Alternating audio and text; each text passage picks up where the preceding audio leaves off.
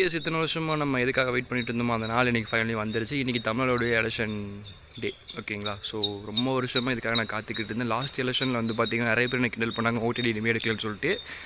So அதுக்கு காரணம் இன்றைக்கி இந்த டைமுக்காக தான் நான் வெயிட் பண்ணிக்கிட்டு இருந்தேன். ஸோ இந்த டைம் வந்துருச்சு, ஆல்ரெடி டைம் நமக்கு ஆனதுனால வந்து பார்த்திங்க அப்படின்னா போகிறோம்.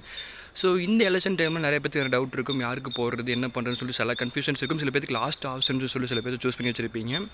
ஸோ என்ன தான் நம்ம ஒரு விஷயத்துக்கு ஓட்டு போட போகிறோம் அப்படின்னாலும் யோசிச்சு பாருங்கள், ப்ரீவியஸாக என்ன நடந்துச்சு, இதுக்கப்புறம் என்ன நடக்க போகுது அப்படிங்கிறது எல்லாமே யோசிச்சு ஒரு சிக்கலில் முடிவு எடுத்து பாருங்கள். இப்போ நினச்சா கூட எனக்கு ப்ரீவியஸ் என்ன பண்ணாங்கன்னு சொல்லிட்டு நான் டிஸ்பிளேல காட்ட முடியும். பட் நம்ம அதெல்லாம் பண்ண வேண்டிய அவசியம் இல்லை, நமக்கு அது தேவையும் இல்லை. பட் இருந்தாலும் கொஞ்சம் யோசிச்சு பாருங்கள், ஓட்டு போடுறதுக்கு முன்னாடி, அதாவது 5 வருஷத்துக்கு அப்புறம் நம்ம கையில் பவர் வர போகிறது இந்த ஒரு நாளில் தான். ஸோ இந்த ஒரு நாளில் நீங்கள் ஓட்டு போட போகிறீங்க அப்படிங்கிறப்போ ப்ரீவியஸாக என்னெல்லாம் இருந்துச்சுங்கிறது நல்லா யோசிச்சு பாருங்கள். என்னெல்லாம் நடந்துச்சுங்கிறது, நிறைய விஷயங்கள் தப்பாகவே நெகட்டிவாக நடந்துச்சு.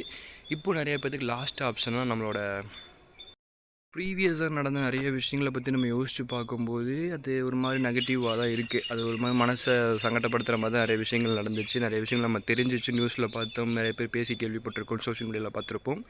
ஸோ இந்த ஒரு நாளில் அதை எல்லாத்தையும் நம்மளால் மாற்ற முடியாது, நடந்ததை மாற்ற முடியாது. பட் இதுக்கப்புறம் நடக்காமல் பார்த்துக்கிறதுக்கான ஒருத்தரை சூஸ் பண்ணுறதுக்கான உரிமை நம்மக்கிட்ட இருக்கும்.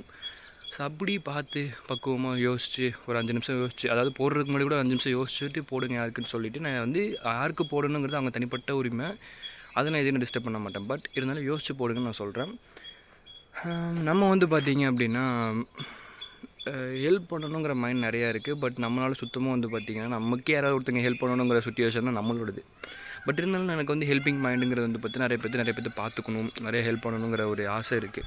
பட் என்னால் வந்து அதை பண்ண முடியல. ஆனால் இந்த சுச்சுவேஷனில் இந்த ஒரு நாளில் என்னால் அதை அதாவது என்னோடய ஒரு ஓட்டால் சில பேர்த்த பார்த்துக்கிற ஒரு தலைவனை கொண்டு வர முடியும், அதாவது அந்த ஒருத்தருக்கு சப்போர்ட் பண்ண முடியும் அப்படின்னா டெஃபினெட்லி நான் அதை பண்ண தயாராக இருக்கேன். அதுக்காக தான் இந்த ஒரு நாளுக்காக நான் வெயிட் பண்ணிக்கிட்டு இருந்தேன்.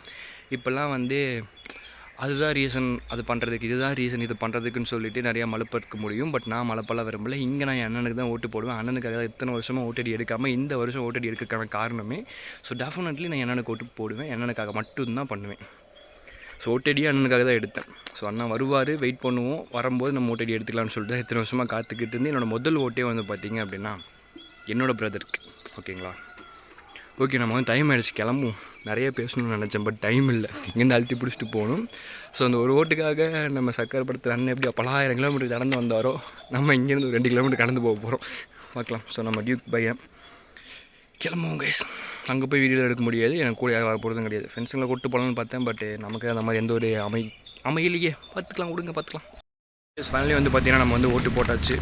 ஸோ கையில் சிம்பிள், நம்மளோட முதல் ஓட்டு வெற்றிகரமாக வந்து பார்த்திங்கன்னா கம்ப்ளீட் ஆகிடுச்சு. ஸோ இதுக்கப்புறம் வீட்டுக்கு போகணும். இதுக்கப்புறம் வந்து பார்த்திங்கன்னா கேரளா வந்து போகணும். ஸோ இங்கேருந்து அழுத்தி பிடிச்சிட்டு கேரளா வந்து ஓடணும். ஒரு எமர்ஜென்சி ஒர்க் இருக்குது, அதை போய் முடிச்சுட்டு அதுக்கப்புறம் வந்து பார்த்திங்க அப்படின்னா நைட்டு மாதிரி திரும்பி வீட்டுக்கு வரணும். பார்த்துக்கலாம். சரி, கிளம்புவோமா?